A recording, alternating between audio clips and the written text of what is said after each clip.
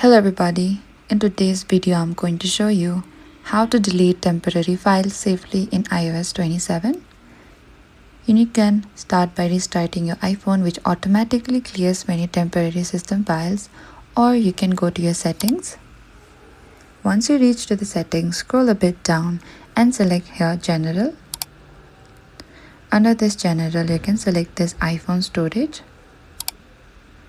And here you can review the apps that are using a large amount of space with excessive cache data, or you can simply scroll a bit down and select one of the app and select offload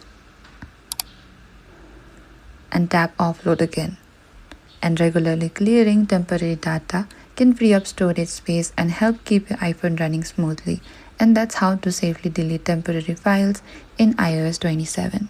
Thank you for watching this video. I hope this video was helpful.